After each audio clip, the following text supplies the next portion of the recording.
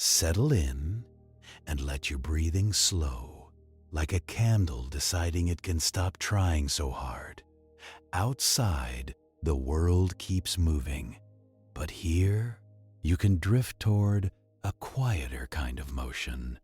Picture twilight at the mouth of a cave where cool air spills out in a steady, patient breath.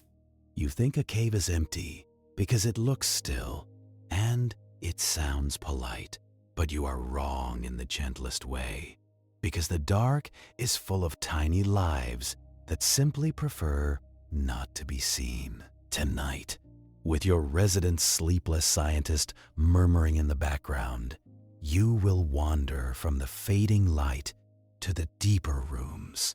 You will meet insects that treat hunger like a long-term lifestyle choice, and bodies shaped by darkness, drip by drip, over time. Nothing will rush you here. The cave will wait, and so will you. You stand where the outside world still has opinions. A last smear of violet light touches the rock, then gives up. The air that leaks out of the cave feels cooler and heavier, like it has been stored. It carries the mild scent of damp stone and old soil and something faintly metallic. You might expect silence, but caves are rarely silent. They just keep their sounds small. A drip lands somewhere deep, and the cave answers with a soft, delayed tap. A tiny wing clicks against rock, then stops, as if embarrassed. This entrance zone is not the deep cave yet. It is the border, the handshake, the place where two ecosystems pretend to understand each other. Here, insects are not lost in the dark. They are simply using the cave the way you use a doorway, to pause between worlds. You take one careful step, and the ground feels gritty, like sand mixed with crumbs. Those crumbs matter more than you think, because in a cave, food is not a background feature. Food is an event. Out in the sun, life can afford to be wasteful. A leaf falls, and nobody panics. In here, a leaf is a slow-moving treasure chest. Something will find it, sooner or later, and turn it into smaller pieces of tomorrow. You glance at the stone around you, and you think it looks clean. But that is just your daylight bias talking. The entrance walls are a bulletin board of tiny lives. There are thin trails where snails have grazed, like someone erased pencil marks. There are specks of frass, insect droppings, ground into the dust. There are little dark stains where something rested and left behind oils from a body. You are in what biologists sometimes call an ecotone. That word means a transition zone, a seam between habitats. A seam is a good way to think about it, because seams collect lint and loose threads and things that fall through cracks. The cave mouth collects the leftovers of the surface. Wind pushes in dry leaves and pollen and dead insects that never meant to enter. Rainwater slides in with soil and seeds, and sometimes a drowned beetle. Roots from outside plants may creep down through fractures, like pale fingers testing the air, and the animals that live near the entrance learn a simple rule. When something edible arrives, you do not waste time being dramatic. You eat, you hide, and you wait again. If you look closely at the floor near the entrance, you may spot the first regulars, small beetles that like damp corners, glossy and dark, moving like cautious thieves. Isopods too, which people call pill bugs, even though they are crustaceans, not insects. They wear little armored plates and they chew on decaying plant scraps, patient as old paperwork. There are spiders here as well, because of course there are. Spiders love borders. Borders are where the traffic is. And this is the first cave truth you can hold in your hand.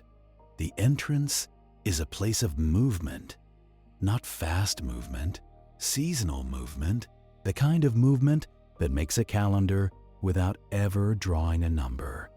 In warmer months, the cave mouth is busy with creatures hiding from heat.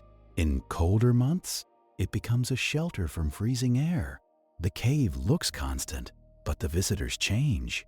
Some are part-time residents, commuting in and out like they have a tiny job. Some are refugees from weather. Some are opportunists, looking for easy prey that wandered too far from home. And you, standing here, are also an opportunist. You get to borrow the cave's stability for a while. You get to listen to its slow breathing and pretend stability is the same thing as safety. It is not. It is just steadiness. And steadiness can be its own kind of danger because it allows small problems to last. But we are not here to panic. We are here to notice. So you look again, and you notice a long-legged shape near a rock crease. A cave cricket, maybe, perched like it is thinking. It does not look like the cheerful field crickets you hear outside. It looks more like a lanky piece of punctuation. Its antennae sweep forward, slow and searching, like someone waving a cane in the dark. Crickets near cave entrances are famous for being in-between creatures. They shelter in the cave during the day when predators hunt by sight. Then many of them go out at night to feed on the surface. They return with bellies full and sometimes with a bit of plant matter stuck to them. That matters because when they come back, they bring the outside in. They carry nutrients and microbes and sometimes the seeds of fungi. They also carry something more direct. They carry their droppings. Congratulations, you have reached the glamorous part of cave ecology. Cave crickets can act like delivery drivers for the deeper cave, not out of kindness, out of digestion. They eat outside, they hide inside, and their waste becomes dinner for other species. This is not a metaphor. This is the economy, and it is an economy built on patience, and on recycling, and on taking whatever arrives without complaint. You take another step, and the light behind you thins out. The cave mouth is still visible, but it is no longer in charge. Your eyes adapt, and the stone seems to rearrange itself into softer shades. You start to see the floor as a patchwork, dry dust near the edge, damp clay in shallow depressions, a darker strip where water sometimes runs, leaving a faint mineral gloss. And in the upper corners, you might notice another kind of resident. A bat, maybe, tucked into a crease, fur like a small, folded glove. Or a bird roosting on a ledge, using the cave as a night hotel. If bats are present, you will not always see them first. You will smell them. A sharp, musky ammonia note, like old laundry that learned chemistry. That smell is guano, bat droppings. And guano is one of the great gifts of the surface world to the underground. It is not romantic, it is not clean, but it is energy. Guano piles can support entire communities, from bacteria and fungi up to insects and their predators. A cave can feel empty until you find the guano. Then you find the city, tiny mites and beetles, larvae and springtails, all working the same dark buffet table. They do not waste time on elegance. They reduce, they shred, they digest, they turn one creature's waste into another creature's life. You watch the cave wall, and you imagine it as a kind of record, not written in ink, but in scuffs. A smear where a bat's wing brushed stone, a faint scratch line where a cricket climbed, a pale patch where moisture condensed and fed a thin film of microbes. This border area is a comfort zone. Not comfortable like a warm blanket, comfortable like a routine you can survive. It is not fully outside, it is not fully inside. It is a hallway between two realities, and as you drift forward, you begin to feel why the hallway matters. The deeper cave cannot grow plants.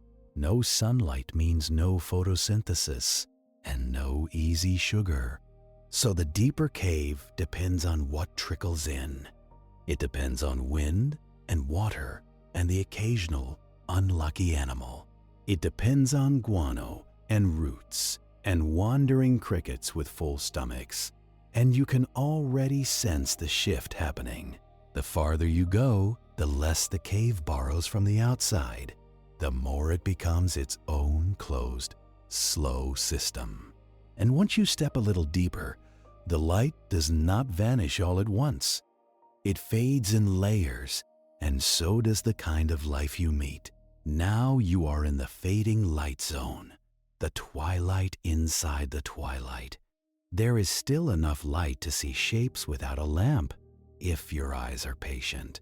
But color is the first thing to leave. The world turns to charcoal and ash and soft gray-brown. This is where many cave visitors choose to stop. It is far enough in to feel hidden and close enough out to escape. You might find insects here that do not want the deep cave at all. They want the climate. Caves offer stable temperature compared to the surface. No midday baking, no sudden frost, just a steady coolness that makes small bodies lose water more slowly. So, certain moths may rest here, wings folded like tired paper fans. Certain beetles may shelter here during the day, then leave at night. Some flies may gather in corners where air currents bring scent from outside, and in many caves, this is where you will find the quiet work of bats and birds. Not the animals themselves necessarily, but their influence. A roost means droppings. Droppings mean microbes. Microbes mean food for small grazers. You start to understand a gentle pattern. At the edge, life is fed by sunlight, directly or indirectly. In the twilight zone, life is fed by imports. The cave is like a house that does not cook. It only eats what is delivered, and the delivery schedule is irregular. Sometimes a flood brings in a feast of leaves and sticks. Sometimes a dry season brings nothing but dust. So the animals that live here learn a style of living that is frankly relatable. They do not assume abundance. They do not spend energy like it will be replaced tomorrow. They budget. They hoard in the only way they can, by moving slowly and wasting little. You notice more crickets. You notice their legs, long and angled, built for hopping, but also for delicate climbing. You notice their antennae again, sweeping, always sweeping. Those antennae are not just for decoration. They are sensory tools packed with receptors that can detect touch and chemicals and tiny changes in airflow. In the fading light, where vision is unreliable, the antennae are a second kind of sight, not an image, but a map of nearby reality. A cave cricket taps the ground, then the wall, then pauses. It looks like indecision. It is measurement. Antennae taps can tell it the texture of the substrate and the presence of obstacles, and sometimes the chemical traces left by other animals. This is another cave truth. In darkness, near matters more than far. Long-range vision is a luxury. The cave teaches everything to care about what is within a body length. You might also meet a different kind of border worker here. A beetle larva, pale and soft, tucked under a damp stone.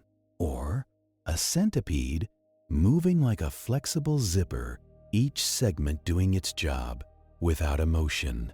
Centipedes are predators, and they do well in caves when prey is available. They have venom claws called forcipules, which is a fancy word for modified legs that stab. If you are small enough, it is a very personal experience. But in this story, you are just watching. You are the quiet observer, sliding through the dim. And you start to feel the cave's time. Outside, time is aggressive. Light changes by the minute, temperature swings by the hour. Weather comes with announcements. In here, time is slow and thick. The cave does not care about your schedule. It cares about water and stone and the gradual delivery of nutrients. A drip can carve rock if you give it enough centuries.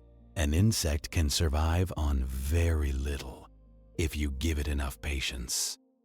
So, you imagine the walls as a calendar of footprints, wings, and slow routines. Not a calendar that tells you what day it is, a calendar that tells you what kind of life is possible here. And it is possible because of a strange partnership. The surface sends scraps, the cave receives them, and the organisms inside do the accounting. They break big things into small things, and small things into smaller things, until everything becomes usable again. But the farther you drift from the doorway, the more the cave stops borrowing life from the outside and starts running on its own strange economy. Now, the main problem is not danger. The main problem is dinner. In the deeper parts, predators exist. Yes, but they are limited by the same issue as everyone else. You cannot hunt what is not there, so the cave's real drama is calories, energy, the slow math of survival. Food arrives in crumbs, not meals. A leaf that fell and got washed in during a storm. A root that penetrated a crack, leaking a little sugar into the soil. A dead insect that blundered too far inside and never found the exit. A bat colony that turned night insects into guano, like an assembly line of digestion. And sometimes a larger carcass, a small mammal that fell into a pit or got trapped and became an underground banquet. But those are rare. Most of the time, the cave receives dust-sized deliveries. So the first workers on the scene are not the dramatic animals. They are the decomposers, bacteria, fungi, and tiny invertebrates that chew and scrape and dissolve. They do the quiet work first. They turn stiff leaf veins into soft pulp. They turn guano pellets into a spread of nutrients that other bodies can use. If you could shrink down and sit beside a guano pile, you would see a whole sequence of diners. Fungi might thread through it like pale hair. Bacteria would coat surfaces in invisible films. Mites would crawl like living dust, feeding on microbes. Small beetles and fly larvae would arrive to chew and tunnel and stir the pile like a compost heap. Then predators might show up, because predators always follow crowds. a small spider waiting at the edge, a centipede prowling the damp, a beetle that hunts other insects, strong jaws working like quiet pliers. You might expect speed in a hunting scene, but cave hunting often looks unhurried because rushing wastes energy, and energy is the one thing nobody has extra. In caves, many animals have lower metabolic rates than their surface relatives. That means their bodies run slower, using less fuel. It is not laziness, it is arithmetic. A fast life burns through scarce calories and then ends. A slow life can wait out the long, empty stretches. So, you see creatures that move gently, with pauses built in. A beetle stops, antennae tasting the air. A springtail makes a tiny hop, then freezes. A cricket climbs, then rests, as if saving the next step for later. Even eating can be slow. A larva might chew for a while, then stop completely, like it is listening. Maybe it is. Maybe the larva is feeling vibrations through the stone, the way you feel bass through a wall. In a cave, information travels in small, physical ways. A footstep is a thunderclap. A droplet is a metronome. A breath is a breeze with a story. And the animals that last down here learn to treat every signal like it matters. Because most of the time, nothing happens. Then suddenly, something edible arrives, and everybody who can sense it quietly pivots their whole life toward it. You follow the logic of scarcity deeper. You pass a patch of damp sediment that looks like chocolate powder. It is not chocolate. Congratulations, you have found a place where the cave has been gently dissolving itself. Water picks up carbon dioxide from air and soil above. That makes a weak acid, carbonic acid, the kind that can nibble at limestone. It is chemistry with the enthusiasm turned down. It is still relentless. That slow acid widens cracks, grain by grain, and those widened cracks become hallways. Hallways become chambers. Chambers become ecosystems. And ecosystems become very picky about energy. You notice how the cave floor is not evenly fed. A drip line makes a thin, wet ribbon, a miniature river that never commits. Next to it, powdery, dry spots wait like old paper. So life clusters where moisture and food overlap. It is less like a forest, more like a handful of islands. If you are a tiny insect, islands are everything. Crossing a dry patch can be like crossing a desert, not because it is far, because it steals water from your body. Small animals lose moisture quickly, through skin, through spiracles. Spiracles are breathing holes along the body. They open and close like tiny valves. In dry air, they become a liability. So cave insects often prefer humid air, close to wet rock. Humidity is not comfort down here. Humidity is survival. And that is why so many cave creatures seem glued to the damp. You find a bit of leaf skeleton, pale veins like lace. It might have drifted in months ago. It might have taken that long to become this delicate. Fungi and bacteria have been working it over, quietly unmaking it. Now, it is not a leaf anymore. It is a resource, and the resource is shared, whether anyone wants to share or not. Detritivores are the animals that eat dead organic matter. That sounds polite. It is not. It is chewing through the leftovers of the living world.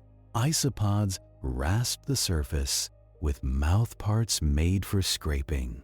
Beetle larvae grind with jaws that never stop being practical. Springtails graze on fungal threads like tiny livestock. Springtails are not insects, technically. They are close relatives, little soil acrobats called collembolans. Collembula is the formal name, which sounds like a minor ailment. They have a springing organ under the body, the furcula.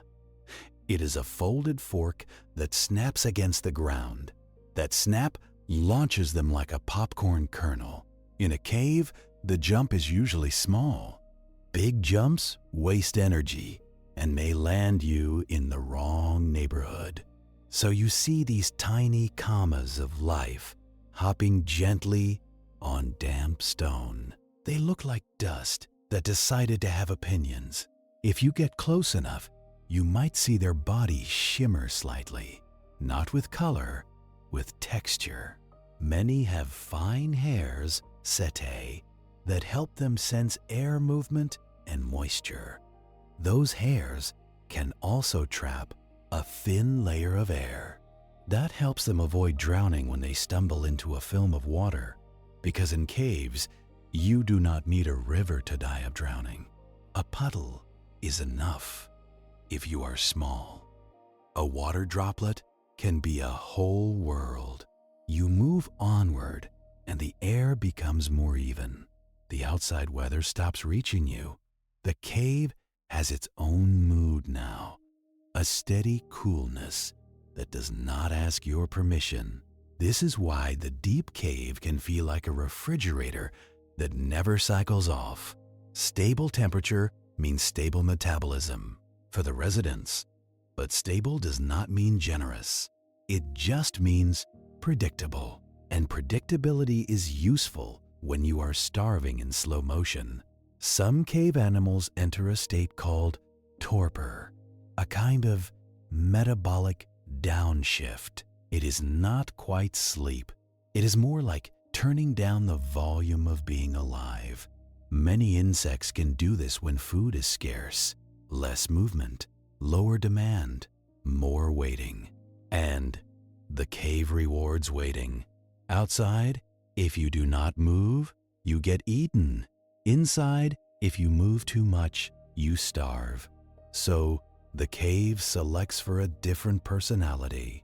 It selects for the patient, for the conservative, for the creatures that can turn hunger into a long-term plan. Now you begin to notice bodies changing with the environment. It starts subtly, like fashion drifting over generations. A little less pigment here, a little longer leg there, a little smaller eye. Because why pay for a camera in the dark? This is not sadness. This is budgeting. Pigment costs energy and resources to make. Eyes cost energy to build and maintain and wire into the nervous system. In perpetual darkness, eyes are like an expensive subscription you never use. So many cave-adapted animals reduce them. Some species keep tiny eyes, simple ocelli.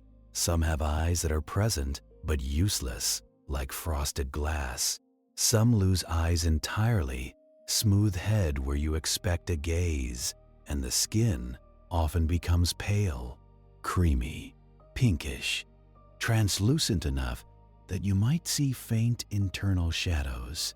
Sometimes the red you see is not pigment. It is blood, or hemolymph, showing through. Hemolymph is insect blood, but it does not carry oxygen like yours. Insects deliver oxygen through tracheae, tubes that branch through the body, so their blood is mostly a delivery service for nutrients and hormones. Efficient, a little unsettling, and very on-brand for nature.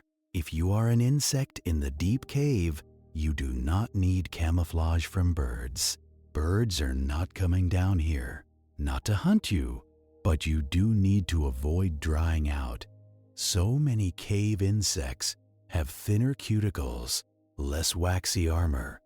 That can make them more vulnerable to dehydration, which ties them even more tightly to humid chambers. The cave gives, the cave takes. You also notice antennae becoming more dramatic, longer segments, more sensitive hairs, antennae that sweep like slow-motion windshield wipers.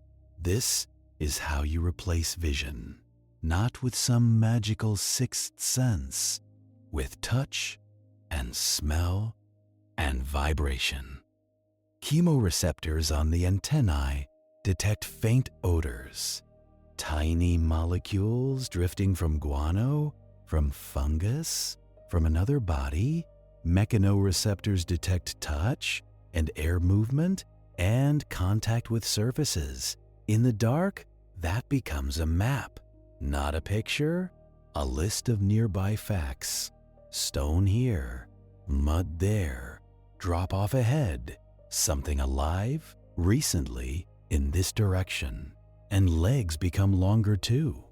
It is not for running fast, it is for reaching, to probe gaps before committing your body, to keep yourself off cold, wet surfaces when you can, to feel vibrations through different points of contact. You begin to see the cave creature as an instrument, a bundle of sensors walking through blackness, and because energy is scarce, the instrument is tuned to avoid mistakes. Mistakes cost calories, mistakes cost limbs, mistakes cost time, and time costs everything. You find a beetle that looks wrong, in the way deep cave beetles often do. Its body is stretched, narrow, elegant, in a haunted sort of way. It is pale, almost the color of old rice. It has long legs that look too delicate for the job. It moves slowly, but with confidence, like it has memorized the floor. This could be a troglobite. Troglobite means an obligate cave dweller, a creature that lives its whole life underground. Not a visitor, not a commuter, a permanent citizen of darkness. Troglophile is a species that can live in caves and also outside. Troglobite is the one that cannot leave. And if you are a troglobite, the surface is not freedom. It is death by light, heat, dryness, and predators. So your whole evolutionary story becomes this cave, this one system of chambers and cracks, sometimes this one cave and nothing else. A small kingdom with no backups. You follow the beetle's careful route along the wall. Wall following is common down here. The wall is a constant reference line, a tactile horizon. In open ground, you can lose direction. On a wall, you always know where you are relative to something. The cave does not give you north and south. It gives you surfaces, edges, corners. And the creatures that live here become experts in geometry you can touch. You continue, and the last whisper of natural light gives up completely. Now the cave is not dim. It is absent of light, the way deep water is absent of air. Your brain wants to fill it with something. It tries to imagine shapes, but the cave does not cooperate. So you rely on other cues, like the residents do. The air is cool and heavy with moisture. The smell is mineral, with occasional notes of fungus and ammonia. The sound is minimal, but not gone. Drips, a soft scuttle, the tiny scratch of a leg on stone. If you have ever lived in an old house at night, you know this feeling. The building settling, small movements in the walls, a structure that is alive only through the things living inside it. Speaking of living inside things, this is a good time to notice the cave's central trick. It is a place without photosynthesis, no green plants making sugars out of light. So, where does the energy come from? Mostly, it falls in. It washes in, it flies in, and becomes guano. But sometimes, the cave cheats. Sometimes, microbes make energy from rocks. This is called chemosynthesis. Instead of sunlight, The microbes use chemical reactions, often involving sulfur or iron compounds. It is like running life on battery power from geology. In some caves, especially ones with sulfur springs, microbial mats can be thick and bright white. They smell like rotten eggs because hydrogen sulfide is not subtle. Those mats can feed specialized communities, little grazers, little predators, a whole food web that begins with stone and chemistry. It is not the most common cave story, but it is one of the strangest. And it reminds you that life will eat almost anything if given enough time. Most caves you imagine tonight are the quieter kind. Limestone caves with drip water and imported crumbs. So the main food story is still detritus, guano, and whatever the surface accidentally pays in taxes. You come to a place where the floor dips slightly. Moisture gathers here. The sediment is darker, richer, soft underfoot. And in that soft zone, you see more springtails, more mites, maybe a small pale fly resting on the wall, wings held like a tent. Cave flies often have reduced eyes too, depending on the species. Some are troglophiles, using caves as a nursery. Others are merely sheltering, but the ones that stay tend to be good at one thing: turning scarce organic film into a body. A thin smear of microbes becomes enough if you are built for it. Now you start to understand the cave is a recycling loop that never hurries. Outside, decomposition can be quick. Heat and sun speed chemistry. Insects swarm and strip a carcass in days. In a cave, everything is cooler, steadier, often slower. So, a leaf can persist, a stick can last, a bone can lie quietly for a long time, waiting for the slow work of microbes. This means the cave can store resources like a pantry, not a full pantry.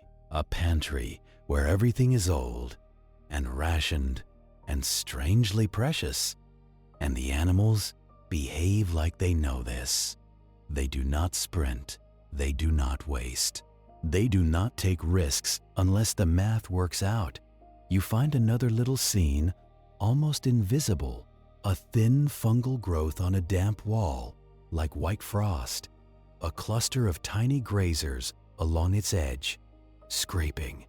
This is a common cave meal, not a dramatic feast, just biofilm and fungus, slowly harvested.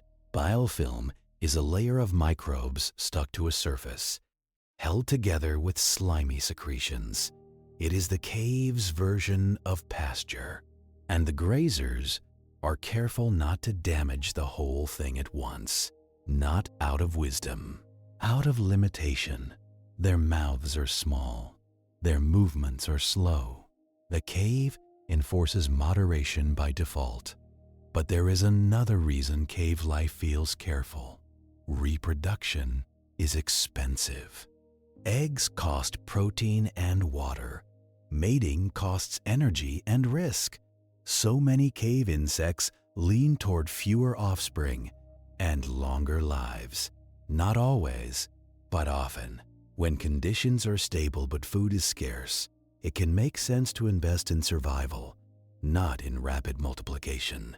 It is not the explosive springtime strategy of the surface. It is the slow candle strategy. Burn less, last longer. You imagine an insect egg laid in a damp crack. It waits. No sunrise tells it when to hurry.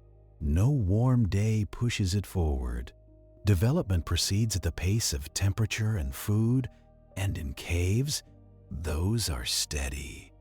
So growth can be slow and oddly calm. Some larvae may take years to become adults, years of nibbling, pausing, conserving. Years of being small in a world where being small is normal. The cave does not reward adolescence with quick promotions. It rewards endurance. You move your attention from food to bodies again because hunger reshapes anatomy. When food is scarce, wasting tissue is a bad idea. So, cave insects often have slender bodies, reduced wings, sometimes none at all, because flying in a cave is like trying to drive a car in a hallway. It is possible, but it is mostly impacts. And wings cost energy to build. So many permanent cave insects are wingless or have reduced wing pads. If they cannot use wings to escape predators or find mates, those wings become dead weight. The cave does not like dead weight. It trims the budget over generations. You can feel that budget in the way everything seems minimal. A beetle with long legs and thin armor. A cricket with antennae like slow whips. A springtail with a tiny jumping fork, but only used gently. A spider with long legs and pale body, hanging in a web that is more about patience than strength. Spiders are not insects either, but caves do not care about your categories. Spiders bring their own economy. They are predators that can wait.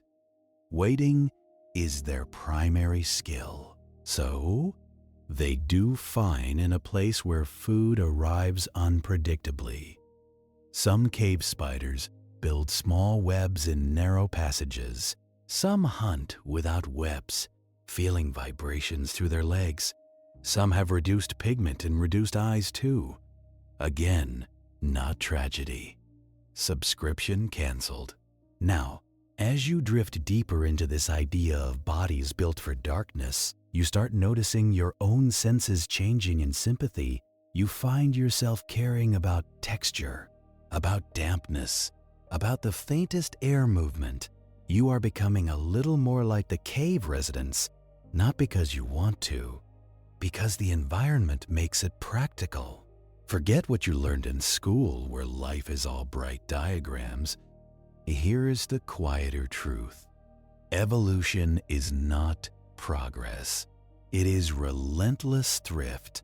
If something costs energy and does not pay rent, it gets reduced. If something helps you find a meal in the dark, it gets exaggerated. Over a long time, this creates creatures that look like they were designed by a minimalist sculptor, pale, long-limbed, delicate, and extremely serious about not dying. You pause near a crack in the rock. The crack is narrow, but it goes deeper than you can see. This is another cave reality. Most of the habitat is not the big chambers humans walk through. Most of it is the tiny spaces between stones, the network of cracks called the epikarst, near the surface, and the deeper fissures below. These microhabitats hold water, microbes, and small invertebrates. They are hidden cities. Many cave animals spend their lives in spaces you cannot enter. You are touring the cathedral. They live in the walls. So when you see a long, thin beetle, you are seeing a creature shaped by cracks. A body built to move between grains, along seams, through narrow darkness where the rock sweats. A stretched thorax and abdomen can help it reach into crevices. Long legs can bridge gaps. Long antennae can scout ahead. Everything about it is about navigating a three-dimensional maze by touch. Now, you start to meet the truly weird specialists, the ones that feel almost fictional. Not because they are monstrous, because they are so specific. You see a beetle with jaws like curved tools, designed for grabbing prey in tight spaces. You see a small, pale cricket with legs that look too long, like it is wearing stilts. You see something that might be a pseudoscorpion, tiny and flat, with pincers like a scorpion but no tail. It hunts mites and springtails, a miniature predator with a serious face. Pseudoscorpions sometimes hitch rides on larger insects, a behavior called forzy. That means using another animal for transport, not for food. In a cave, transport is valuable. If you can ride a beetle to a new guano pile, you take the opportunity. Congratulations, you have invented public transit. You keep moving, and the floor becomes slicker. A thin film of water coats the rock. Here, you might see the delicate trails of a snail, or the grazing marks of something that scraped the biofilm.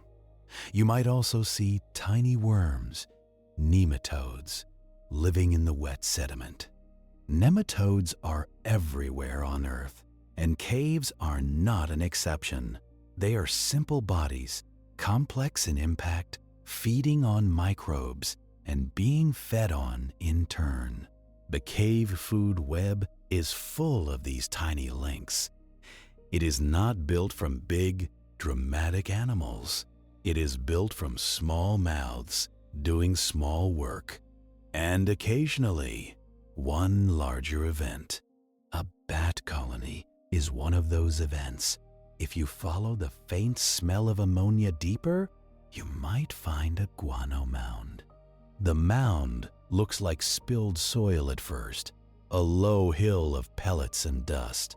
Then your nose confirms it, sharp and sour, like a cleaning product invented by mammals. Guano is not just waste down here. Guano is a resource pulse, a sudden paycheck in a world of unpaid internships. Each pellet is compressed insect bodies, half digested, pre-processed by a flying predator.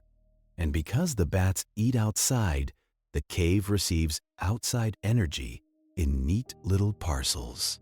You step closer, and the ground changes texture. Dry grit becomes a crumbly, layered softness, like old compost that never quite finished. The surface is busy, even when it looks still.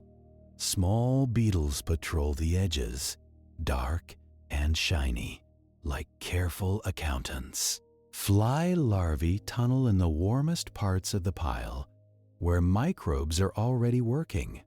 Mites move in a way that makes you wonder if dust can organize.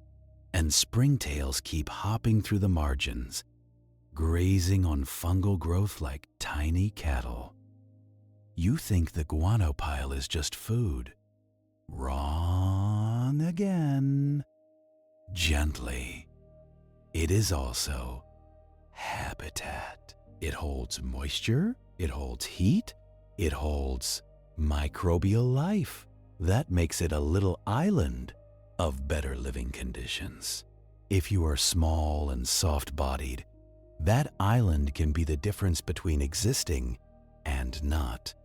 The first layer of digestion happens before any insect even arrives. Bacteria and fungi move in fast because they do not need invitations. They break down uric acid and proteins and chitin fragments from insect exoskeletons. Chitin is the tough material that makes insect shells, and it is stubborn stuff. Some microbes specialize in chewing it anyway, because nature hates a closed container. As the microbes work, they release heat, not a bonfire, just a faint warmth you can feel with your hand. It is like the cave briefly remembers what sun felt like. That warmth draws in more bodies, and more bodies draw in predators, because predators are just opportunists with better marketing. A small rove beetle may slip through the pellets, hunting larvae. A spider may sit at the edge, legs spread, waiting for motion. A pseudoscorpion might lurk under a flake of crusted guano, pincers ready. If you have never met a pseudoscorpion, imagine a scorpion redesigned for a keychain. No tail, no stinger, just the grabby hands and the attitude. It hunts by touch and by vibration, and sometimes by scent. In the dark, drama is mostly tactile, and the guano pile is full of vibrations. Every tunnel made by a larva is a faint tremor. Every springtail hop is a tiny percussion note. So, if you were a predator with sensitive legs, this is like sitting beside a loudspeaker. There is another quiet detail in guano communities. The pile changes over time. Fresh guano is rich, moist, and chemically harsh. Older guano dries, crusts, and loses some easy nutrients. That means the species living in it can shift like seasons. Early colonizers tolerate the sharp chemistry and eat the richest parts. Later, different grazers move in, feeding on fungi and leftover scraps. It is succession, but underground and much less photogenic. If you keep watching, you notice the cave teaches a certain kind of politeness. Nobody wastes energy on chasing unless the odds are good. You see predation, yes, but it is efficient. A quick grab, a quick bite. Then stillness again. The cave does not reward tantrums. It rewards silence, patience, and low overhead. Now you leave the guano mound behind, not because it stops mattering, because the deeper cave is full of places like it, smaller and stranger. A single dead beetle in a crack can become a micro-feast. A root tip pushing through stone can leak sugars for years. A thin film of algae near a faint light leak can feed grazers like a secret garden. But as you move away from the main pile, something shifts. The cave stops feeling like a pantry. It starts feeling like a laboratory of constraints. Everything that lives here is an answer to the same question. How do you keep going when the world rarely feeds you? And this is where bodies get truly specific. You meet insects and near insects that look like they were stretched slowly. Long legs, long antennae, narrow torsos, as if the cave itself pulled them forward. This is not random.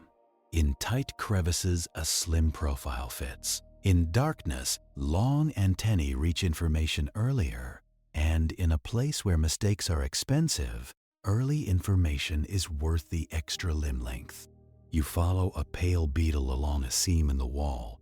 It moves like it knows every bump personally. Its antennae tap in alternating rhythm. Left, right, left, right. That rhythm is not cute. It is data collection. Each tap samples texture, moisture, and chemical traces. Those traces include pheromones, the scent signals animals use to find each other. And in caves, pheromones can linger longer. Still, air does not sweep them away quickly. So a cave can feel like a slow perfume bottle, holding messages for hours or days. If you were that beetle, the wall would be full of faint sentences. Someone passed here. Someone fed here. Someone frightened here. Someone is ready to mate somewhere nearby. Now you notice another form of weirdness. Some cave insects are not only pale, they are glossy, almost translucent, like wet rice paper. That can happen when cuticles are thin, because building thick armor costs resources. But thin cuticles leak water, so these animals cling to humid microzones. Their whole life becomes a map of moisture, not a map drawn on paper, a map drawn on their bodies as dehydration pressure. The cave does not need to scare you with predators. It can scare you with physics. A small insect in dry cave air can lose water without noticing until it is too late. So they behave like careful hikers, always staying near the waterline. You see this in how they move. They trace drip paths. They stay in cracks where condensation collects. They pause under overhangs where humidity is higher. They avoid open, dry floors, even if those floors are only a few body lengths wide. A few body lengths can be a desert, and in that desert, spiracles become a problem. Those breathing holes have to open for gas exchange, but opening them also loses water vapor. Many insects manage this by opening spiracles in brief bursts. A quick sip of oxygen, then close again. It is called discontinuous gas exchange, and it is as glamorous as it sounds. It is basically breathing like someone trying not to smell a bad room. In caves, that strategy can help conserve moisture, but it comes with its own trade-offs because biology is always a compromise. You drift onward and you find an insect relative that looks like a living thread. A diploran, perhaps, pale and eyeless, with two tail filaments trailing behind. Diplorans live in soil and caves, hunting tiny prey or scavenging scraps. Those tail filaments are sensory, like rear-facing antennae. Because in darkness, it helps to know what is behind you too. Ahead, behind, above, below, the cave is a three-dimensional problem. You also find creatures that look like they belong in damp basements everywhere. Silverfish relatives sometimes, though true silverfish prefer human houses more than deep caves. But the general body plan appears flattened and fast, good for slipping into narrow spaces. Fast is relative though. In a cave, fast is usually a short sprint with a long rest after. Now the truly weird insects begin to feel less like individual curiosities. They feel like a style, a whole aesthetic of survival. Reduce what you do not need. Extend what helps you detect. Slow down the engine. Stay near water. Wait for food. And when food arrives, do not waste it. You watch a springtail again, and you realize how much of cave life happens at the scale of films. A film of water on rock, a film of bacteria on clay, a film of fungus on guano crust. To you, a wet wall is just wet. To them, it is layered habitat, and springtails are masters of that layer. They can feed on fungal hyphae, the thread-like parts of fungi. They can feed on algae where it exists. They can feed on bacteria and decaying plant particles. They are tiny conversion machines, turning microbial growth into springtail bodies. Then something else eats the springtails.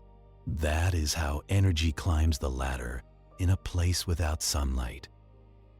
You notice that some cave springtails are oddly shaped.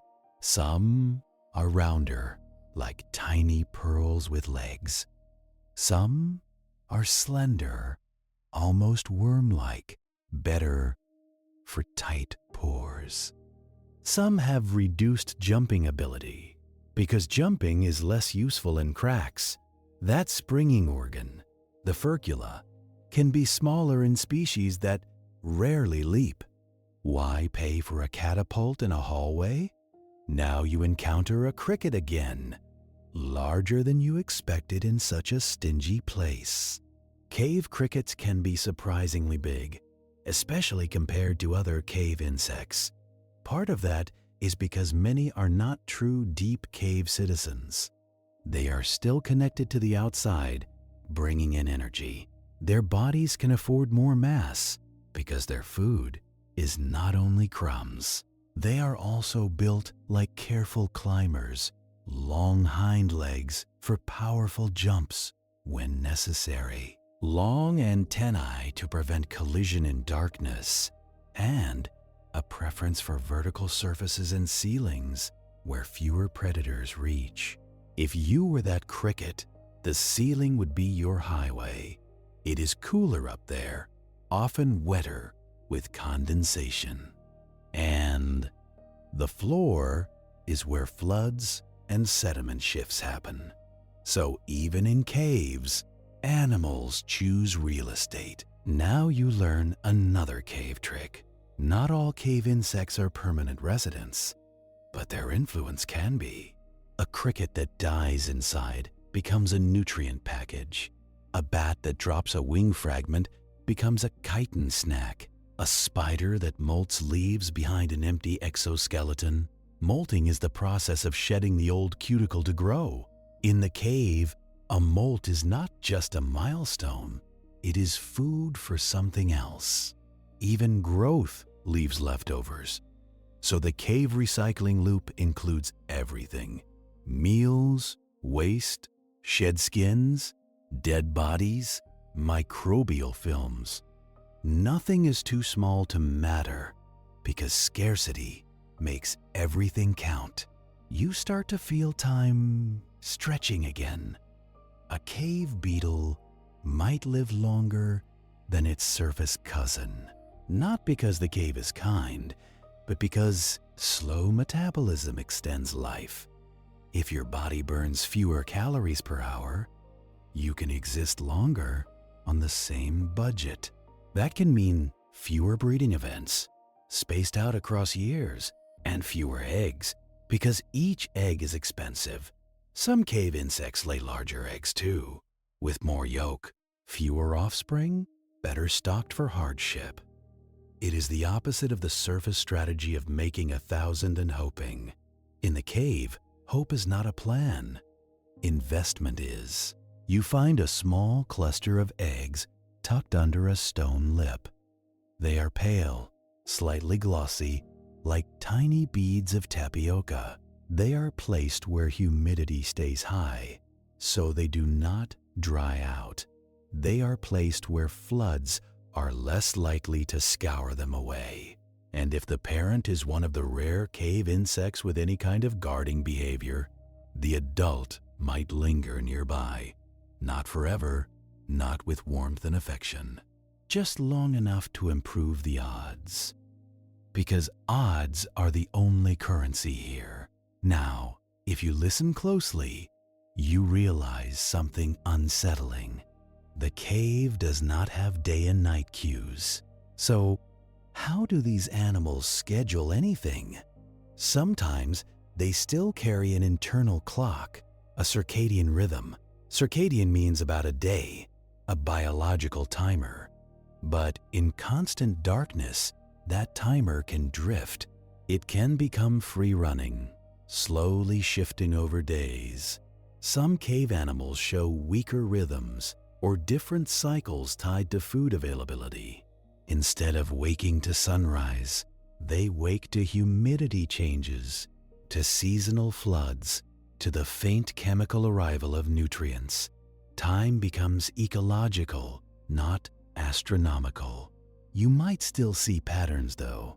Bats leave at dusk, return before dawn. Because the outside still has a sky, their schedule imprints on the cave through guano delivery. That can create a daily pulse of food for guano feeders. So even deep inside, some parts of the cave feel the surface clock indirectly. A cave does not have sunrise, but it can have delivery hours. Congratulations, even underground you cannot escape logistics. Now you move away from the insects that eat and toward the insects that hunt them. Predators in caves often look even stranger because they are tuned for sensing. A cave spider might have reduced eyes, but heightened touch sensitivity. Its legs carry hairs that feel air movement. Its web, if it builds one, becomes a vibration sensor array. A cave centipede moves along the wall, antennae forward, body rippling. Centipedes do not do gentle, they do efficient. Each leg segment pushes it forward with quiet certainty. If it finds prey, it grabs with forcipules, injecting venom. Then it waits for chemistry to do the rest. Predation in caves often relies on ambush and contact. You cannot chase what you cannot see, not easily. So you wait in the right place and let the prey come to you. This is why so many cave predators like narrow passages. A narrow passage is predictable. It funnels movement. It concentrates scent and vibration signals. It is the cave equivalent of a hallway in a haunted house. Everything has to pass through eventually. Now you start to feel the cave's architecture as part of the ecology. A wide chamber is different from a crack. A dry ledge is different from a drip line. A pool edge is different from a guano mound. Each microzone is a neighborhood, with residents adapted to that exact texture of life. And because many cave species cannot easily travel far, those neighborhoods can be isolated. Isolation is how caves make unique species.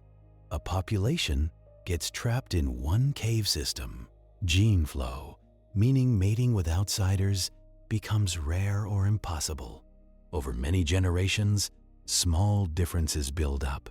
Bodies adjust to that cave's humidity, that cave's food pattern, that cave's temperature. Eventually, you get an animal that exists only there. One cave, one species, one fragile kingdom. If that cave is polluted or disturbed, the species does not move away. It simply stops existing. But you are not at conservation yet. For now, you are still in the slow biology of becoming. So you watch a larva, pale and curved, chewing at something you cannot quite identify. It might be decaying root. It might be a dead insect fragment. It might be microbial crust. Larvae in caves can be the main feeding stage. Adults may feed less or not at all, depending on the insect group. The larvae is the growth engine, and in caves, that engine runs on low. Development can stretch. Molts can be spaced far apart. If food is scarce, growth pauses. That is not a failure. It is strategy. Many insects can delay development when conditions are bad. They can enter diapause, a hormonally controlled pause. Diapause is like putting your life on hold with paperwork. In caves, diapause can be tied to seasonal changes in food input. Rainy seasons might bring more washed-in debris. Dry seasons might bring hunger. So even underground, seasons matter. Just through water and import schedules, you shift your attention to the air again. It feels still, but it is not perfectly still. Caves breathe slowly. Air moves due to temperature differences between inside and outside. In winter, cold, dense air can sink into entrances. In summer, warm air might rise and draw cooler air out. This creates gentle airflow patterns, cave ventilation. Those patterns affect humidity, carbon dioxide levels, and scent movement.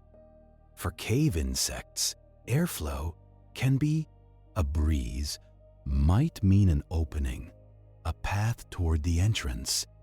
A still pocket might mean a deeper chamber.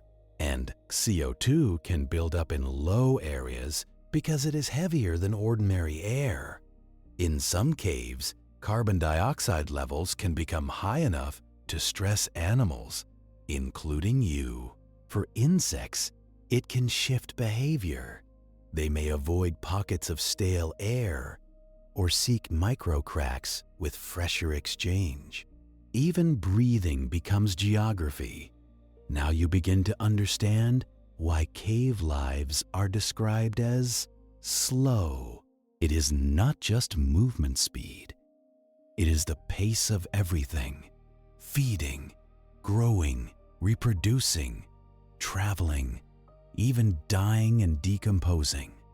A dead insect might sit for weeks before microbes fully reclaim it. A guano pile might persist, layered like sedimentary rock. A population might change over thousands of years with no hurry. Time in caves is less like a clock, more like dripping water, wearing down stone. Steady, quiet, inevitable. And because you are still following insects, you keep finding them where the cave is most generous, near moisture, near imported nutrients, near microbial films, near the thin thread of root, near the occasional pile of droppings. If you want to find a cave insect, you do not scan for movement. You scan for resources. The insects will be where the cave pays out. Now you start to notice that some cave insects carry parasites, because even here, nothing is spared from being someone else's habitat. Mites may cling to a beetle's body, feeding on fungal spores or on the beetle itself.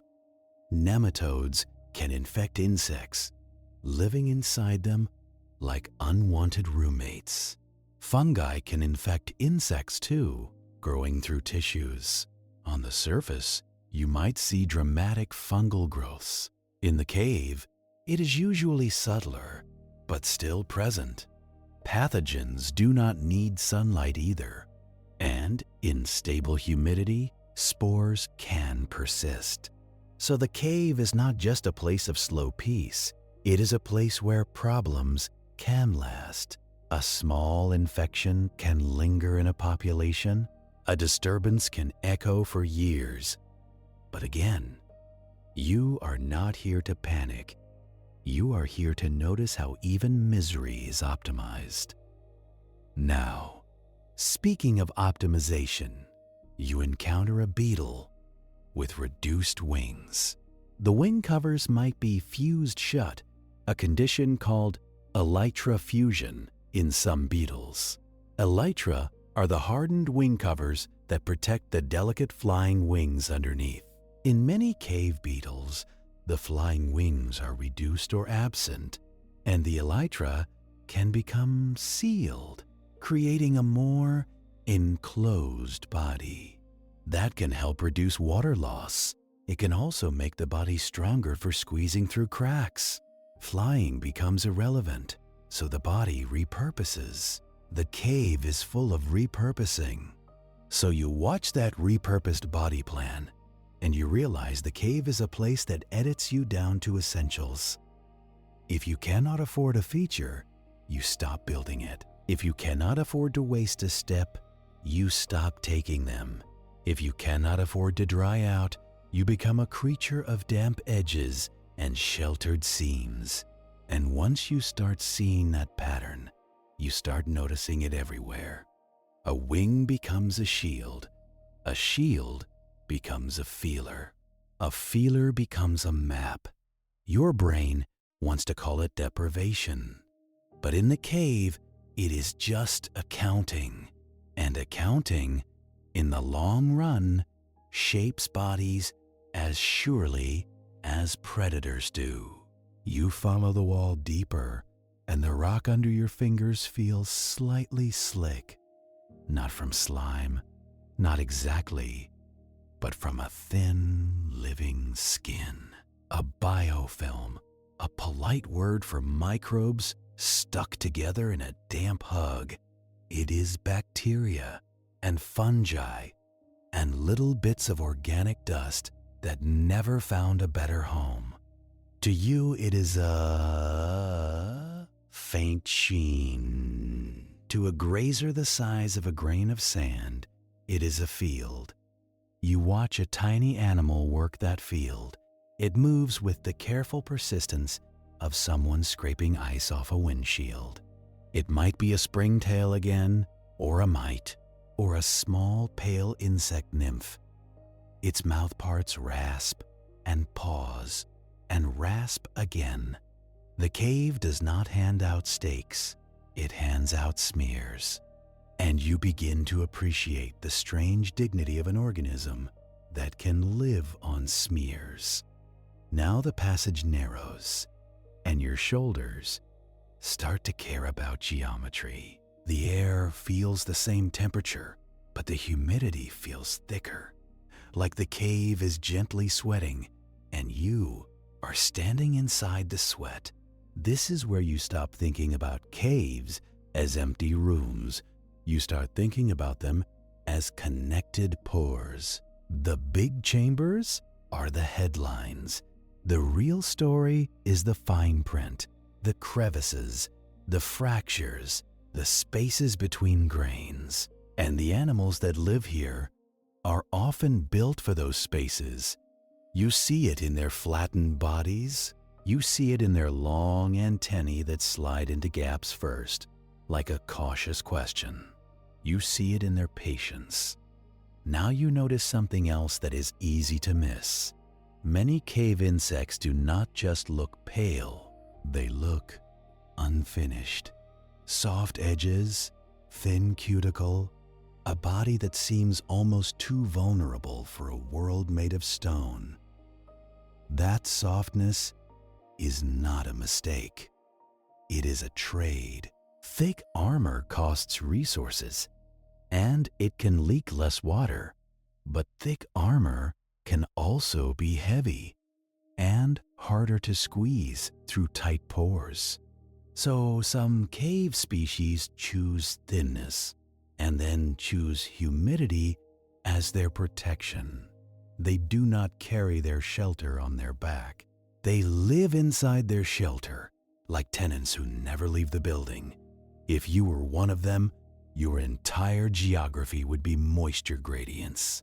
You would not ask, "Where is north?" You would ask, "Where is wet?" And you would move in slow loops around that answer. You come across a beetle larva tucked into damp sediment.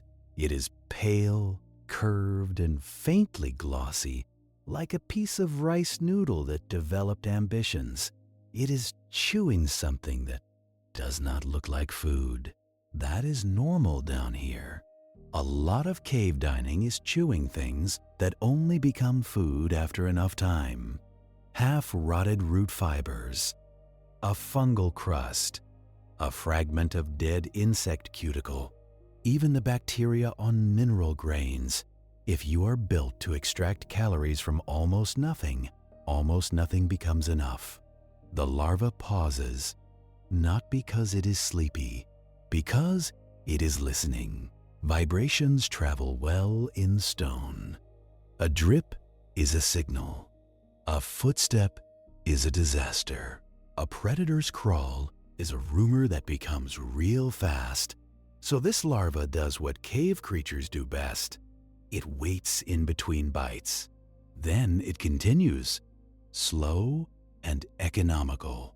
Growth here is not a sprint. It is installment payments. Molting, for an insect, is the only way to grow.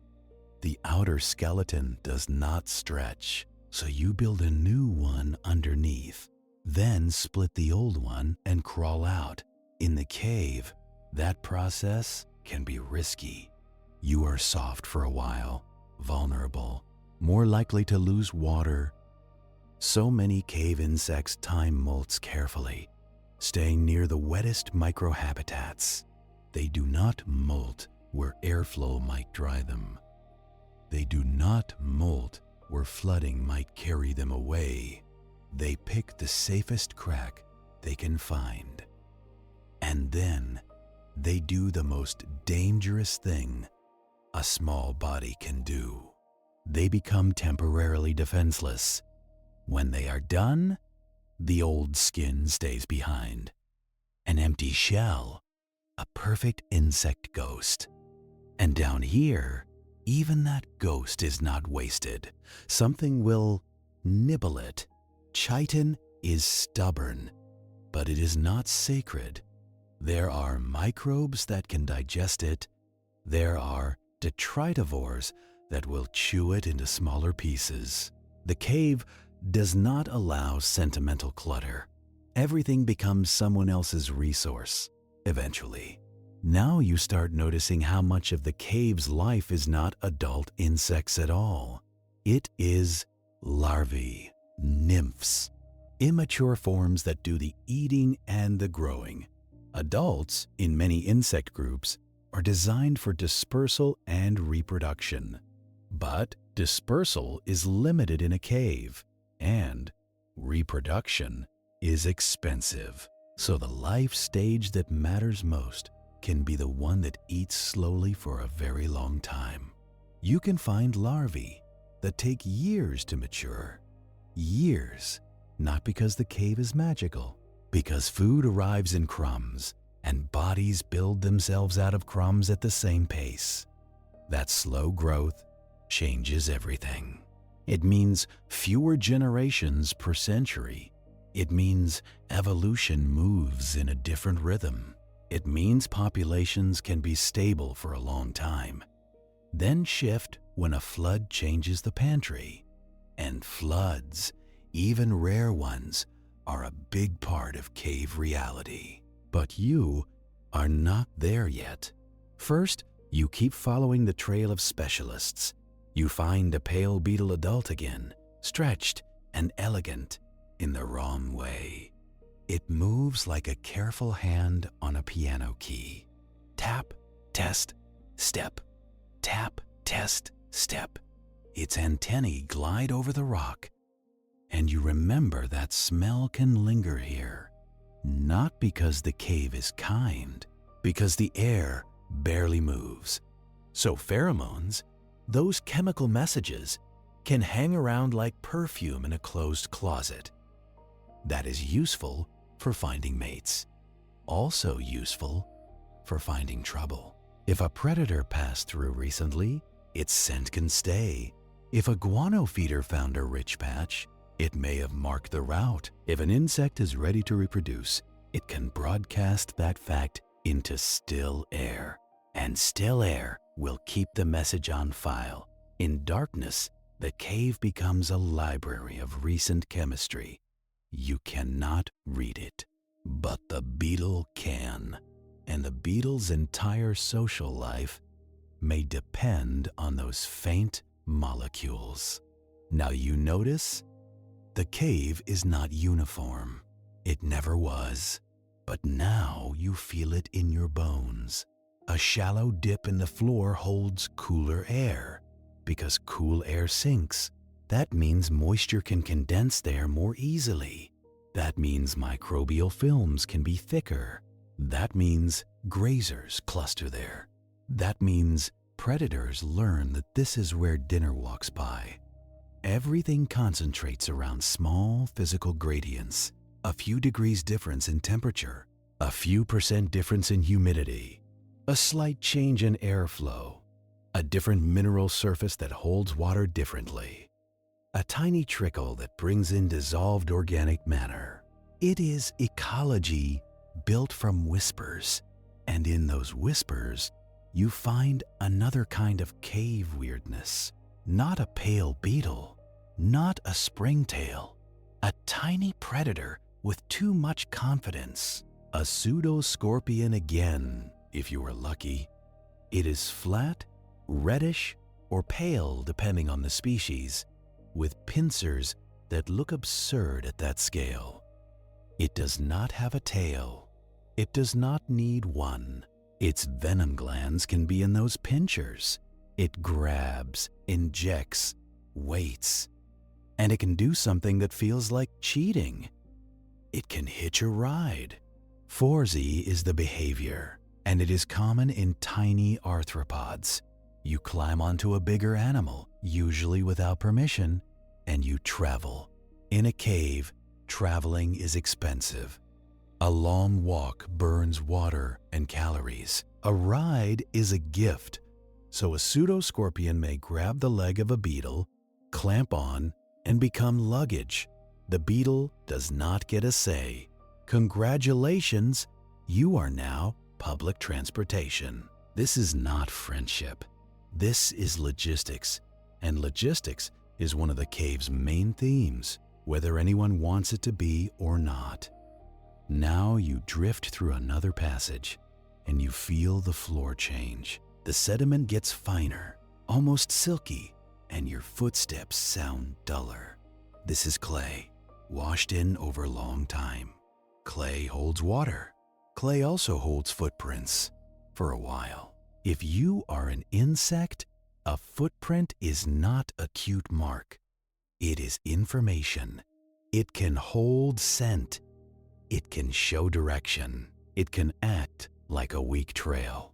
In a cave, where the same routes are used again and again, trails can become real, not as lines you can see, as paths of compacted substrate and chemical residue and familiarity. Some species will follow edges and grooves instinctively. Thigmotaxis is the term, a preference for touching surfaces. It sounds clinical.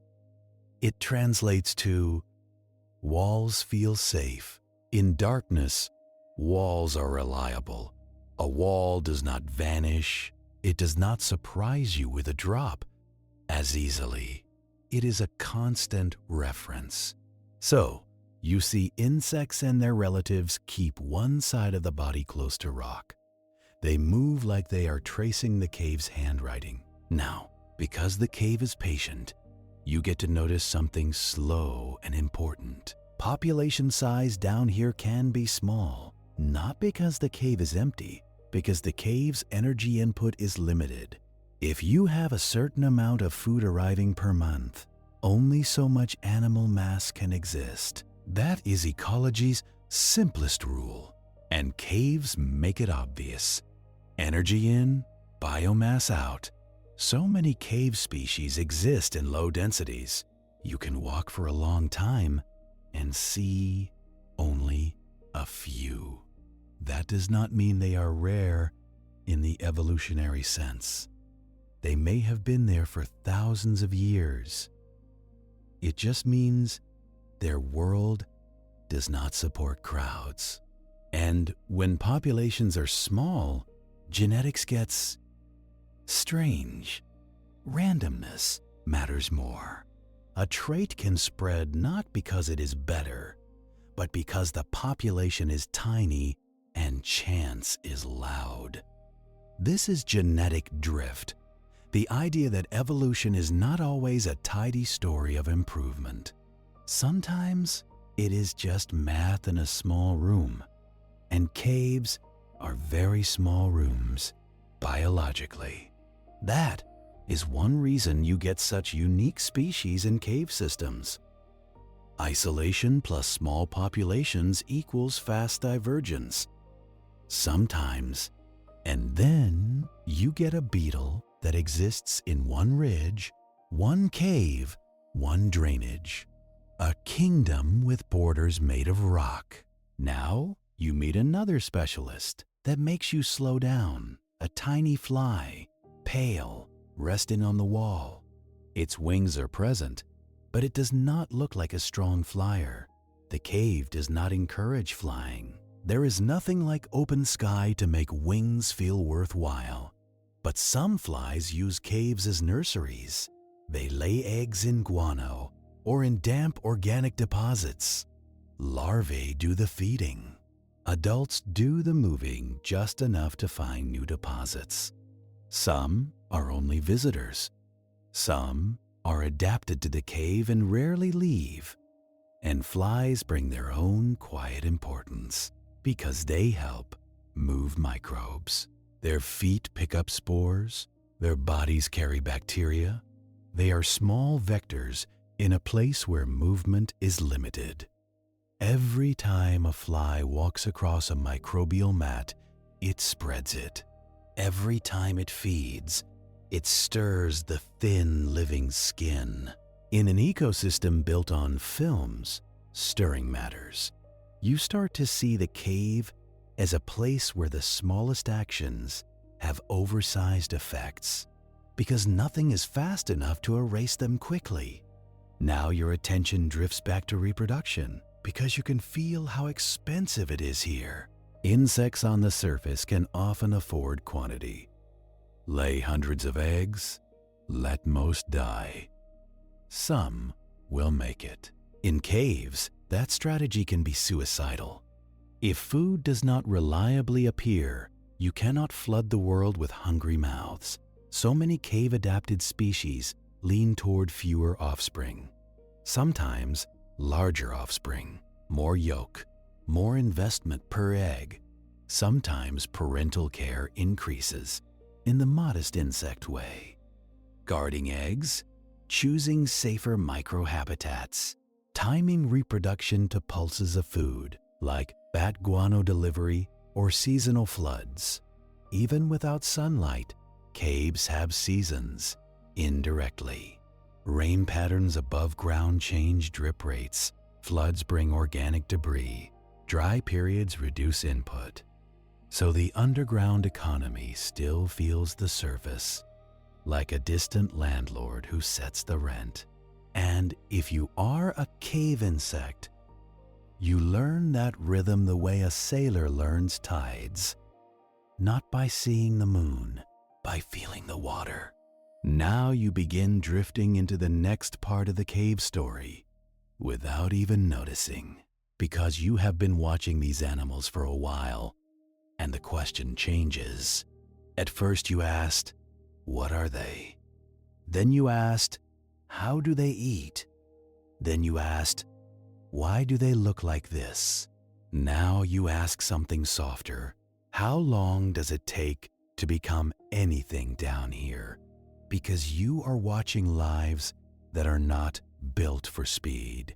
And speed is the surface's obsession. The cave does not share that obsession. In the cave, growing up can be less like a race and more like a long, careful walk.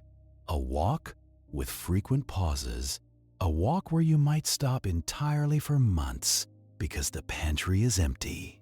A walk where you can wait out hardship by lowering your metabolism and becoming a quieter version of yourself. And that quiet version has names. Diapause, when development pauses under hormonal control. Torpor, when metabolism drops and movement slows. Quiescence, a simpler pause when conditions are bad, like cold or dryness. Different terms, similar vibe. You stop spending, you stop building, you stop moving, and you wait for the cave to become generous again in its limited way. You can imagine it in your own body if you let yourself shrink to insect scale. Your stomach is a little emptier every day. Your muscles soften because you are not using them much. Your heartbeat slows. Your activity becomes a series of short actions, separated by long stillness. You are not lazy. You are surviving. Now you find a place where the ceiling drops low and the floor rises. The passage forces you to crouch, and it forces insects to choose. Do you go over, or under, or around? And you see the answer on the wall. A thin line of movement, a path where small feet have worn the surface just slightly smoother. The cave has traffic lanes, not marked with paint, marked with repeated use. And repeated use matters because it reduces risk. If you know a route is safe, you keep taking it. If a route crosses a dry patch, you avoid it. If a route passes near a predator ambush spot, you learn. Learning in insects is not like your learning, but it exists. They can form simple associations. They can remember shelters. They can prefer certain microhabitats. Even a small nervous system can store a few useful rules. And in a cave, a few rules are enough. Stay wet, stay near walls, follow chemical trails, avoid open dry zones, eat when you can, Do not waste energy being dramatic. Congratulations, you have invented a lifestyle. Now you watch a tiny cluster of insects or insect relatives sharing a small patch of fungal growth. They are not social exactly. They are coexisting. They graze side by side, not because they like each other, but because the resource is localized. In a cave, resources create temporary communities. Then the resource disappears, and the community dissolves back into scattered individuals. This is why cave life can feel lonely from a human perspective. Not because there is no life, because life is thinly spread, and because so many interactions happen at intimate range. Antennae to antennae. You see a brief contact. Two small bodies approach. Antennae touch, gently tapping like someone checking a barcode. That touch is not affection. It is identification. Species, sex, readiness to mate maybe. Chemical cues on the cuticle tell the story. Then they separate or they continue, depending on what the chemistry says. In the cave, romance is a chemical handshake in total darkness. The lighting is terrible, but nobody complains. Now you notice something else that makes cave lives feel long. Predation pressure can be different, not absent. Different. There may be fewer visually hunting predators. There may be fewer birds, fewer lizards, fewer fast daytime hunters. But there are still spiders, centipedes, predatory beetles, and sometimes salamanders or fish in cave streams. So danger exists, but it is often a danger that comes slowly by touch. A predator sitting in a narrow passage, a web stretched low, a centipede waiting along a damp edge. That kind of danger selects for caution, not speed. If you cannot outrun a centipede in a narrow crack, you avoid the crack when it smells wrong. If you cannot see a web, you learn to detect silk by touch. Some insects can detect subtle differences in airflow and humidity near a web. Some just blunder in and become a lesson for someone else. The cave is not kind. It is just consistent. Now, because you are paying attention, you start noticing how cave insects schedule their lives without daylight. Some still have internal rhythms, but in constant darkness, those rhythms can drift. Instead of strict 24-hour cycles, you may get cycles that slide. That means activity periods shift gradually, like a clock that runs slightly wrong. It is called free running, and it is common when an organism's circadian clock lacks external cues. But caves can provide other cues: temperature changes near entrances, seasonal changes in airflow, humidity pulses after rain, the regular arrival of guano if bats roost above. So rather than sunrise and sunset, a cave insect might respond to drip rates or to the faint increase in air movement when outside temperatures shift, or to the smell of fresh droppings on a predictable schedule. Time becomes less astronomical and more practical. Time becomes the rhythm of imports. Now you think about how long a cave stays stable, and the answer is stable enough to lull you into forgetting that it can change suddenly. Most days, the cave is steady, but then a flood comes, or a collapse shifts a passage, or a new crack opens and changes airflow. And because cave species are tuned for stable conditions, big changes can be devastating. So the long, quiet growth you have been watching is always balanced on the possibility of rare catastrophe. You too are balanced on it. You walk through a cave and feel safe because it is not windy and not bright, but that is your surface brain. Confusing calm with control? The cave has control. You do not. Now you drift into a chamber where the floor is dotted with tiny pools. Not deep water, just shallow basins where drip water collects. The pools reflect your light, if you have any, like black glass, and they create new neighborhoods. Aquatic cave life is its own universe, but even at the edge of water, you find insects. Water striders, sometimes near entrances, mosquito larvae in pools that connect to surface water. But deeper inside, insects are less common in water, and other arthropods take over. Still, along the pool edges, you find springtails again. They love water margins because fungi and bacteria grow there. You also find small beetles that can tolerate dampness, and if the pool has organic debris, you may see larvae feeding. A pool is a collector. It gathers whatever drips in and whatever falls in, and that means it gathers food, which means it gathers life. You watch a springtail step onto the water surface and not sink. Surface tension holds it up like an invisible trampoline. The springtail distributes its weight with ridiculous confidence, each step dimpling the surface without breaking it. You think it is walking on water like a saint. It is not holy. It is physics and tiny body mass, and a waxy cuticle that refuses to get soaked. Surface tension is the water skin, created by molecules clinging to each other like they are afraid of the air.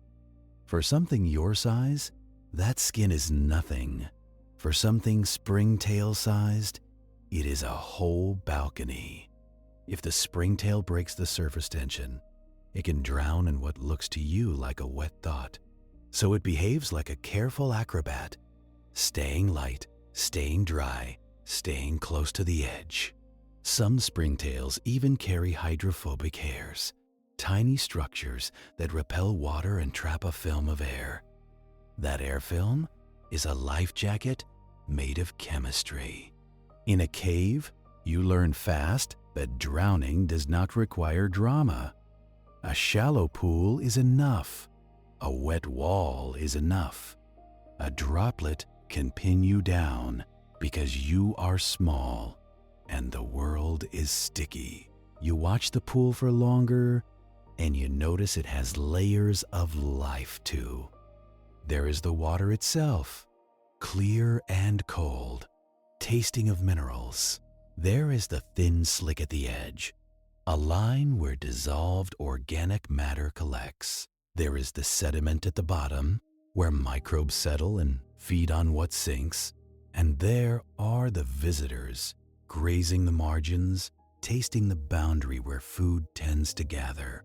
The cave is not generous, but it is predictable in one way. Whatever moves, whatever dissolves, whatever drifts, it tends to end up in low places. So low places become busy.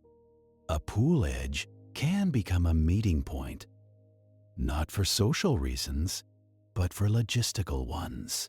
You see a small beetle approach and stop before the waterline, antennae reaching forward. It tastes the edge, deciding whether the moisture is worth the risk. It does not step onto the water skin like the springtail does. Different body, different rules, different tolerance for mistakes. Some cave beetles prefer to stay on stone that is merely damp, not liquid. A water film can glue their feet, or chill them, or carry them somewhere they did not plan. In the cave, being carried is not always a gift. Sometimes it is how you get lost. Now you move away from the pools, and the air shifts again. It is still cool, but it feels more uniform, like the cave is ironing out your last connection to surface weather. This is where you start noticing something you have been hearing all along. Drips, not one drip, but many, each with its own rhythm. Some are quick, like impatient tapping. Some are slow, like someone thinking before they speak. And some stop for long stretches, then resume like the cave changed its mind. This is cave weather, not sunshine and thunder, water, stone, and still air negotiating with each other in slow motion. You think the cave is stable, and in the short term, it is. But that stability is the stability of a refrigerator, not the stability of a home. A cave's temperature usually matches the average annual temperature of the surface above. It is the outside world averaged out and stored in stone.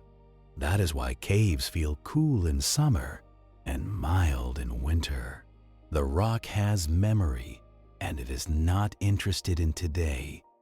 That steady temperature is a gift to small bodies. It means they do not have to spend energy on sudden changes. It means a larva can develop without being shocked by a heat wave. It means metabolism can be predictable, which is priceless when food is not. But humidity is the real currency down here. In many caves, the air is close to saturated with water vapor. That means evaporation slows down. For an insect that loses water through spiracles and cuticle, high humidity is a mercy.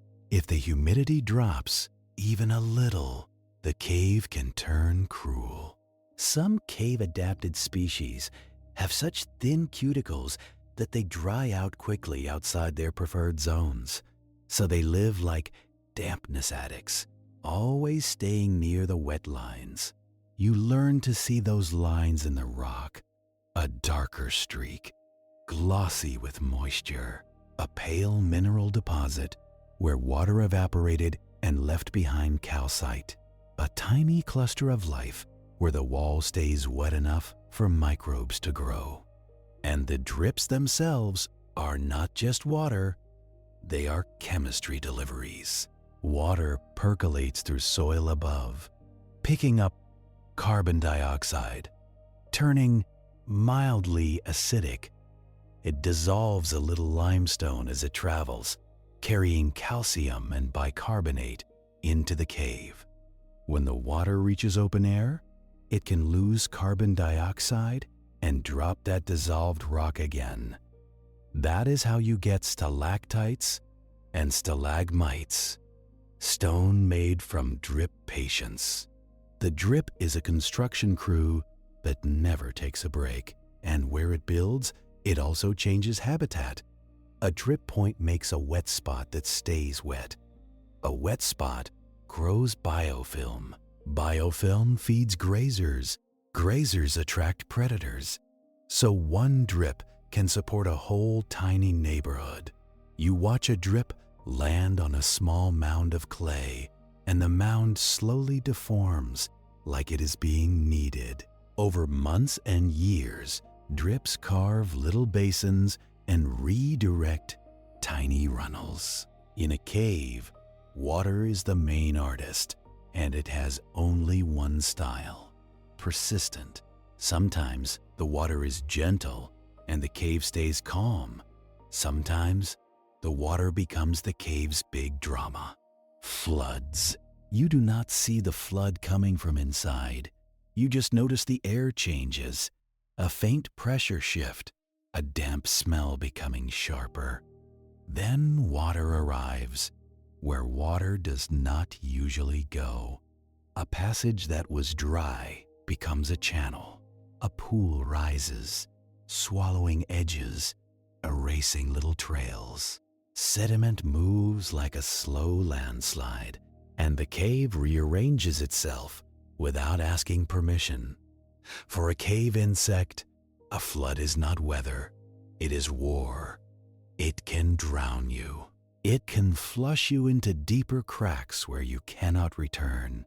It can bury your feeding site under fresh silt. It can also deliver food, leaves, and wood fragments. Maybe a dead surface insect, maybe something larger. A flood is both catastrophe and delivery truck, and you do not get to choose which part you experience. Some cave animals cope by living above the flood line. They choose walls and ceilings not because they love climbing, but because water prefers the floor. Some hide in tiny cracks, micro-refuges that hold air even when water rises outside. An air pocket in a crack can be the difference between surviving and becoming sediment. If you are small enough, you can ride the flood too. You can be carried like debris, tumbling, bouncing, surviving by luck and body shape. Then when the water drops, you end up somewhere new. Congratulations, you have migrated whether you wanted to or not. That forced movement is one way cave populations can spread through a system. It is also a way they can get separated. A rockfall blocks a passage. A sediment plug forms after a flood. Now one side of the cave is cut off from the other. Airflow changes, humidity changes, food delivery changes, and the species on each side begin to diverge, slowly, like languages drifting apart. The cave does not have to kill you to change you. It just has to close a door. Now you notice the air again, because even still, air does things. Caves can trap carbon dioxide, especially in low chambers. Carbon dioxide is heavier than the nitrogen-oxygen mix you breathe, so it can pool in depressions, like invisible water. If levels get high, animals avoid those pockets. Some insects can tolerate more carbon dioxide than you can, but they still have limits. High carbon dioxide can change behavior, slow activity, alter how spiracles open and close. It can even shape where communities settle. So the cave's weather is not only liquid water, it is gas too, a slow shifting atmosphere, guided by entrances, cracks, and temperature differences. In some caves, airflow is strong enough to feel a steady draft, cold or warm depending on season. That airflow can dry out certain zones, making them nearly lifeless compared to damp pockets nearby. It can also move scent signals, carrying pheromones and food odors along corridors. So for an insect that navigates by smell, the cave breeze is a road map. You begin to understand the cave as a set of gradients: wet to dry, still to drafty, high carbon dioxide to fresher air, warmish to cooler. And each gradient creates boundaries, invisible but real. Those boundaries decide where eggs can survive, where larvae can feed, where adults can find each other. And speaking of finding each other, you have been watching animals that rarely meet. Now, you start paying attention to what happens when they do. In the dark, you do not find a mate by spotting them across a meadow. You find them by being close enough to touch. So touch becomes a language. Antennae are not just sensors. They are conversational tools. You watch two small insects approach on a wall, both moving with the same cautious rhythm. They pause at a body-length distance, as if respecting personal space. Then, one extends its antennae, and the other answers. They tap, they brush, they linger, just long enough to read chemical information from the cuticle. The cuticle holds hydrocarbons, waxy compounds that reduce water loss. Those hydrocarbons also carry identity cues, species recognition, colony recognition in social insects. When social insects are involved, sex and maturity status in many cases. So the first conversation is a chemical scan, performed with antennae like soft probes. If the information matches, behavior changes. Maybe the pair stays close, maybe one follows, maybe they mate quietly, without fanfare, because fanfare costs energy. If the information does not match, they separate with the calm indifference of strangers in a hallway. In the cave, the usual signals are limited. No bright colors, no loud calls. For most insects, so chemistry does the heavy lifting. Pheromones are the most famous chemical signals. They are molecules released into the environment that influence other individuals of the same species. In still cave air, pheromones can persist longer, which is convenient, but persistence has a downside. Old signals can clutter the air, confusing the message. So some species rely more on contact cues than airborne cues. They do not broadcast, they confirm. Now, you notice how often cave animals stay close to the wall. It is not just thigmotaxis, that preference for touching surfaces. Walls concentrate information. Scent molecules settle on them. Footprints and secretions build up. Moisture films cling to them, and vibrations travel through them. A wall is a sensory highway. If you are an insect in darkness, you keep one foot in the library. Vibrations are another language, not the dramatic kind you feel at a concert. Tiny tremors transmitted through rock and sediment. A springtail hop is a small tap. A beetle walking is a series of faint thuds. A predator shifting position is a soft scrape. Some arthropods have organs that can detect these vibrations. Subgenual organs in insect legs, for example, are sensitive to substrate vibrations. The name is technical, but the meaning is simple. Your legs can hear, so a cave insect can freeze when it senses the wrong rhythm. It does not need to see the centipede. It can feel that something heavy is moving nearby. And in a world where near matters more than far, that is enough. You also find scent trails, subtle and personal. Some insects leave chemical marks as they walk, either intentionally or as a side effect of their bodies. In ants, trail pheromones can create clear foraging paths. Most caves do not host large ant colonies deep inside because food is too scarce. But the concept still applies at smaller scale. A repeated route becomes chemically familiar. An individual can follow its own trail back to a shelter. A population can gradually create preferred corridors, not by planning, but by repetition. In the cave, habits become infrastructure. Now you imagine what it is like to be a cave cricket returning from the surface. You enter with your legs dusty, your gut full, your body carrying the smell of leaves and soil. You climb to a familiar ceiling crease. As you move, you shed tiny particles, and you leave droppings later. You are not trying to feed anyone. You are just living. But your living is a supply chain. Deep cave species may never see the surface. They may never taste a fresh leaf. Yet they survive because commuters like you exist, bridging ecosystems. So, in the cave, relationships are often indirect, not predator and prey in the same room, but one species feeding the system through waste, one species stirring microbial films, one species dying in the wrong place and becoming a feast.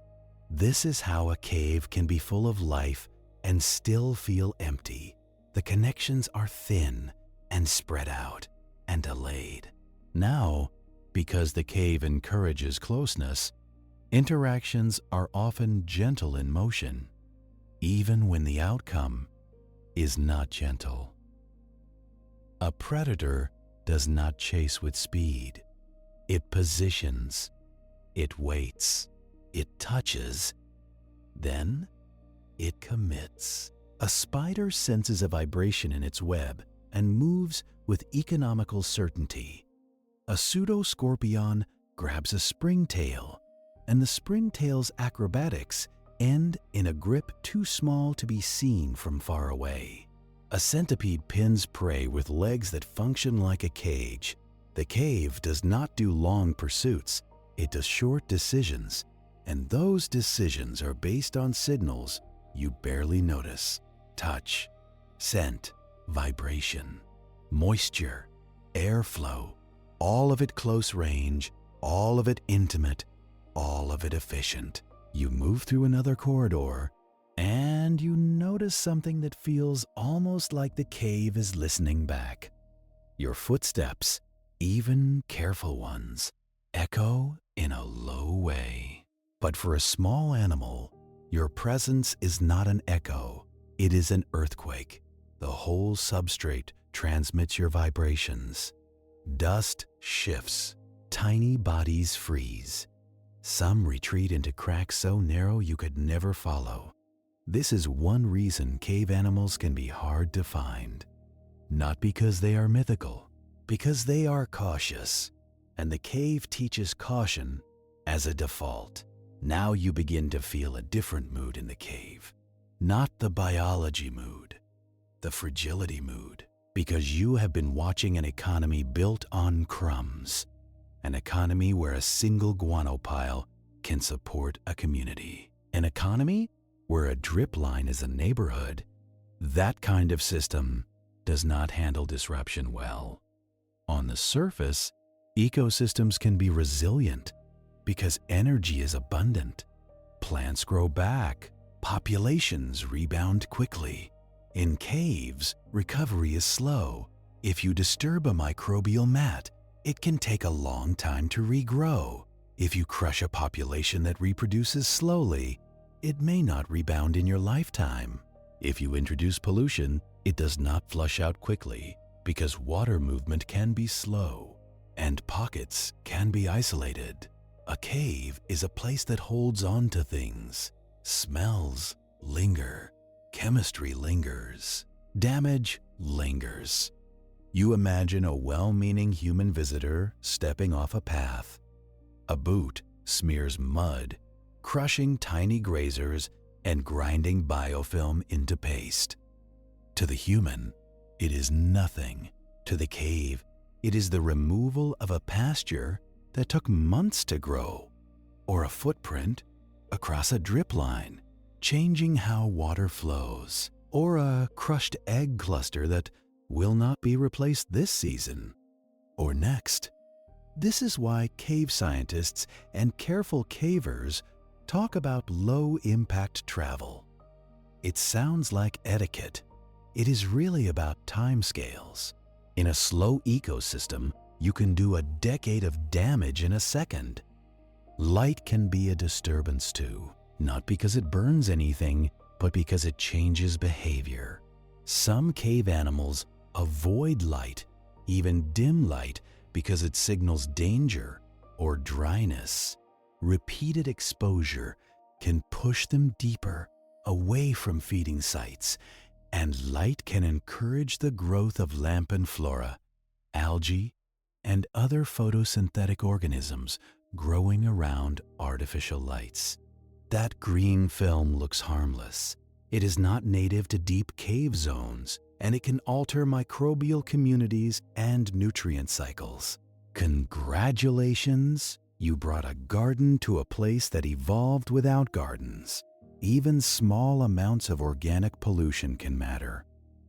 Food crumbs dropped by visitors, lint, hair, skin flakes. It is all nutrients, and extra nutrients can shift community composition, favoring opportunistic species. Sometimes that means invasive microbes. Sometimes it means changes in fungal growth. Sometimes it means the slow displacement of specialized cave species by generalists. Generalists are organisms that can tolerate a wide range of conditions. Specialists are tuned to a narrow set. Caves are specialist factories, and specialists lose when the environment changes. Now you consider how many cave species are truly restricted. Some exist in only one cave system, sometimes a single cave, sometimes a single chamber, connected by cracks but isolated in practice. That means their entire world could fit inside a human afternoon. And that is not poetic. It is a conservation problem. If groundwater is contaminated, cave streams carry that contamination through their habitat. If surface land use changes, drip rates and organic input can change. If a cave is heavily visited, sediments can be compacted, microhabitats altered. So protecting caves is not only about protecting the cave, it is about protecting the watershed above it, the forest that drops leaves that eventually wash in, the soil that filters water, the bats that forage outside and bring energy back. A cave is not separate from the surface. It is connected, just hidden. You walk through a mental list of cave threats because the cave forces you to be practical. Mining and quarrying can destroy caves outright. Groundwater extraction can dry them. Pollution can poison them. Unregulated tourism can physically damage delicate formations and habitats. Even climate change can alter rainfall patterns, changing flood frequency and drip rates. And because caves are slow, they are slow to show symptoms. A population can decline quietly for years before anyone notices. Then, one day, the species is simply gone. Not with drama, with absence. That is the most cave-like ending possible. Now you drift away from the heaviness again, because the cave does not let you stay in one mood too long. A drip continues. A springtail continues grazing. A beetle continues its careful wall walk. Life continues, stubbornly, in the narrow spaces where it can. You return your attention to the concept of outside and inside, because even deep inside, you have been watching the surface influence everything. Guano from bats that eat surface insects, roots that leak sugar from surface plants, floods that bring leaf fragments from surface forests. The cave is an underground mouth, eating what the surface drops. And the cave is choosy, not by preference, by physics.